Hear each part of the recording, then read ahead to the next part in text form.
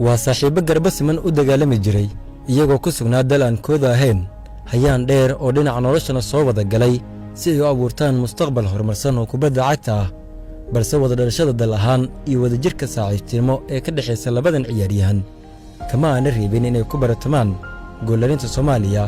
waa Faisal Xasan Xaashi iyo Anwar Said Ali Shakunda Faisal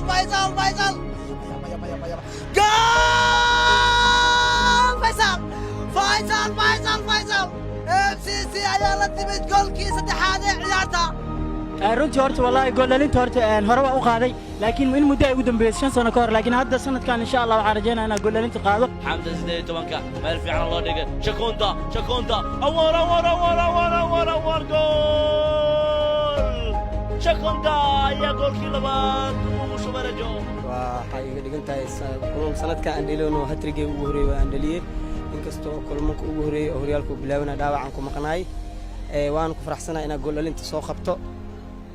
waan rajeynaa sanadkan inaan yaani aan tiiska doono waa xiriir saaxiibtinimo oo ku aftirsaday sports tani waxay gaar u tahay kubadda cagta tii oo jirto markii laga soo tago xifaaltanka garoonka Yemen ilaa iyo Soomaaliya labadan shakhsi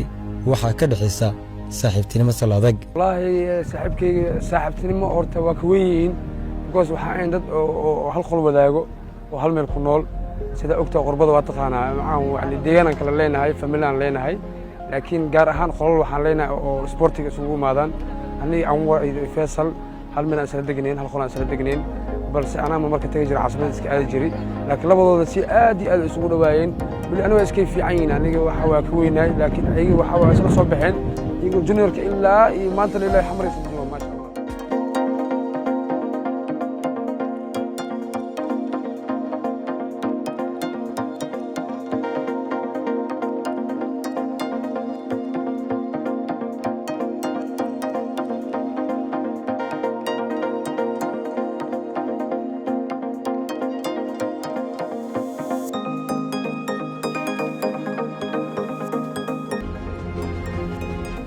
Faisal Xasan Xaashi ayaa tan iyo markii uu soo galay heerka koowaad ee Soomaaliya waxa uu xilli ciyaareed walba dhalinayay 10 gool iyo wax ka badan laga soo bilaabo Jeenyo Dekada ilaa iyo Muqdisho City Faisal ayuu la ciyaaray Faisal Xaashi si wanaagsan shot ya salaam gool aad u qurux badan ayuu dhaliyay ciyaaryahanka lagu magacaabo Faisal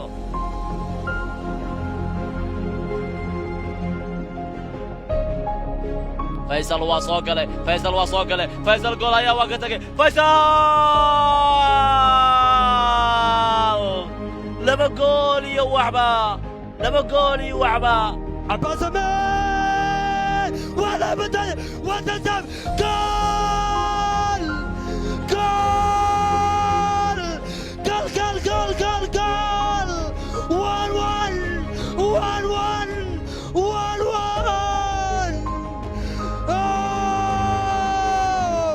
دكان دويسون لابدان وغدبين كلام يا بدبادي كل القيم عباسمين لكن العيارات كان فيصل حسن عجايا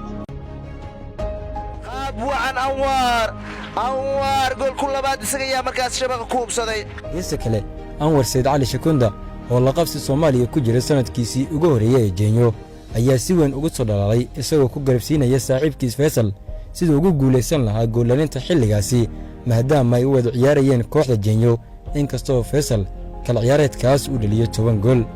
ويهي كوحدة جينيو oo budigu ahayd wada shaqeynta labadan xidig ee Soomaaliya ayaa waxa ka dhaxaysay isfaham qaas ah kana duwan ciyaartooyda kale Cabdiraxmaan Taliil kubadda uu soo tiray Cabdiraxmaan madaxa la gala markaa ya warjayo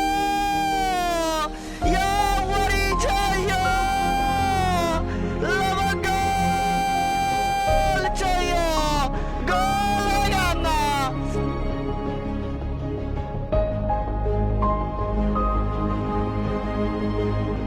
Faisal iyo Anwar waa ciyaartooy aad iyo aad muhiim u ahaayeen kooxda kubadda cagta ee LBB Jeenyo runtii ciyaartooy ilaa iyo Yemen saaxiibo ku ahaayeen ilaa iyo kubadda cagta ilaa iyo hadda ilaa iyo national teamka runtii laba saaxiibo waxay ahaayeen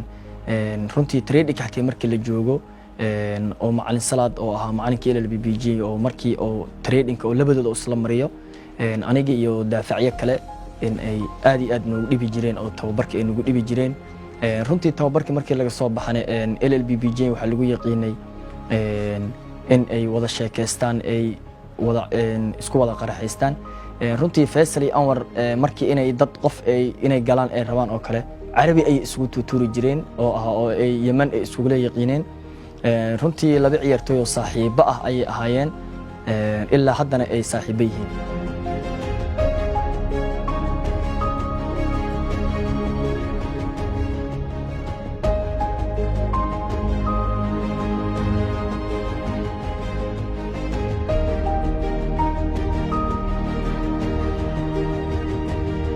horumarka kubadda cagta Soomaaliya oo xilligaasi sare u sii kicisay Faisal Xaashi oo dareensan awoodda ciyaareed ee saaxiibkiis Anwar in haddii uu yimaado Soomaaliya uu noqon doono shakhsi saameyn badan ayaa la wadaagay qorshahaasi si tayadiisa uu kooxaha dalka iyo qarankaba ugu caabiyo waana shakhsigii ka dambeeyey in Anwar dalku yimaado waxaa wada fadhiisanay maamulka LBBJ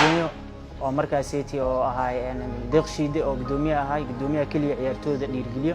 iyo sidoo kale macalin salaad il fadhiisteen waxay dhaheen ciyaartooyda markay kooxda waaweynka ka yihiin waa loola sheekaystaa waxa la niyo ciyaaryahan arabna saas waxa dhahay nimayo aan ciyaaryahan aqaanaan dhahay Anwar la dhahay Anwar Sidi Cali Shukunda Allah dalka Yemen uu ku nool yahay waa wasla soo kornay walaalaanahay hal iskoolna ka soo wada baxnay qof hal saxan wax ku soo wada cunjireen waa ahaan dhahay waxa dhahay ninkaas ahaya marka waa la kaftama macalin salaad wuxuu dhahay ninka adiga si uu ka yahay adiga dhahay waxa dhahay macalin salaad aniga day aragtay ninkaas soo aragtaa dhahay ninkaas dhahay waa lambar 9 fiican waay mar walba wuxuu u dhow yahay gooshi u dhow yahay inkastoo aniga geeskan ka ciyaaro marka wuxuu dhahay macalin gudoomiye deeqshiidan sala hadalnay wuxuu dhahay ninkaas ilaa u baahanahay maadaama adiga baasaan u dhahda u amaantay ninkaniyo ilaa u baahanahay dhahay anigana Anwar la xiriiri mar walba waa la xiriiri jiro waxa dhigi jiray niyo wadankeena niyo uu shidan yahay kaalimo ani xitaa misdii jir wadankeena saan u horumarsan mise balooniga saan lagu jecel yahay marka Anwar uu sheegay Anwar uu farxay wuxuu dhahay niyo maadaama ay dhahday wadanka ku soo laabo waa imaanaa insha Allah kadib waxa isku daynaa ninkii iyo maamulka kooxda LBBJ oo iskaashanayay macallimiinta ciyaartooyda in Anwar dalka keeno waa lagu soo dhaweeyay si fiican lagu soo dhaweeyo alxamdulillah Anwarne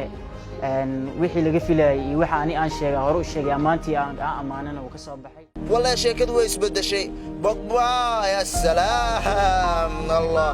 أنور قاب قروع بدل مركز حساسية كبدا سكعاوية بنا كم صديق جايو واحد كبدا عيتي LBBJ يا يار اللي سيقول كي بريتش دي عيارتا عبد الرحمن تاليل كبدا وصوتر عبد الرحمن مرحبا قلب بركة يا ورجايا يا ورجايا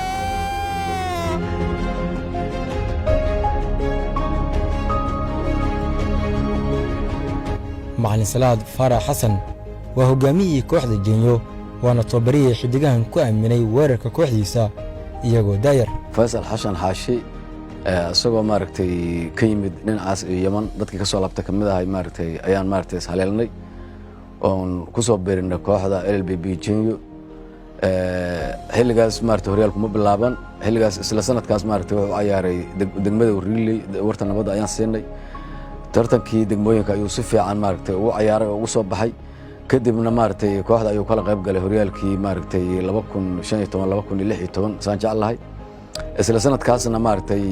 wacdara ayuu dhigay maaragtay si fiican ayuu ciyaaray wuxuuna ku guuleystay maaragtay gool dhalinta horyaalka Soomaaliyeed ee kubadda cagta Anwar waxa maaragtay la soo xiriiriyay Faisal Xashan Xaashi oo isku maaragtay deegaan ahaayeen arrigaas Yemen isla joogeen waa weydiiyay waxaan ku eriyay maaragtay Anwar adiga ahaan Faisal soo kaayay adiga ku aragnay wuxuu ii sheegay maaragtay inuu maaragtay xilliga xagga ay joogeen oo ii sheegay dadku inay dhihi jireen adiga uu ka fiican yahay Anwar saas daraadeed Anwar maaragtay ayaan wada xiriirnay waa la hadlay waana isku afgarana maaragtay inuu soo aado dhinacaan Muqdisho haddana runtii wax aad iyo aad farxad u ahayd maaragtay laba ciyaartooy oo maaragtay ciyaartooydii kooxda Jeenyo aan maaragtay isla jaan qaadna kamid ahay inay maaragtay ku loolamaan horyaalka gool dhalinta horyaalka Soomaaliyeed aad iyo aad maaragtay wax farxad u tahay marka waa la badnahay macallimiinta inkastoo anaga zaid aan Sheekh Cali aan mar walba oo muhiimadda koowaad aan istaajino maxaa jira waa nin mar walba aan Faisal khaas gaarno tababar jiro ahay anagoo yar 14 jir ah wuxuu ahay macallin aan wiligeena ilaawi doonin ani asagaba marka sameesha anna koodii Faisal saaxiibkay kaliya ma ahan walaalkay kale ahay waana ku rajo dheeray Soomaar mar inaan imaado waana jeclahay inaan imaado saas ahaan marka Faisal warkiisa iyo anoo hamigay ku jiro inaan Soomaali imaado wax soo baxay waa imaaday ma sha Allah waa lagu soo dhaweeyay dalka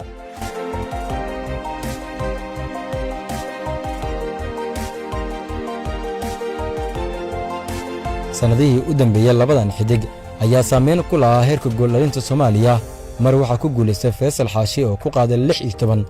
halka laba xilli ciyaareed oo xiriir ah uu Anwar ku hantay 17 iyo 18 gool kala ciyaareedkii soo dhamaaday waxa ay noqdeen garba siman iyagoo shabaqa soo taabsiiyay min 16 gool taasoo ka dhigan in si wada jira goollalinta ay ugu guuleysteen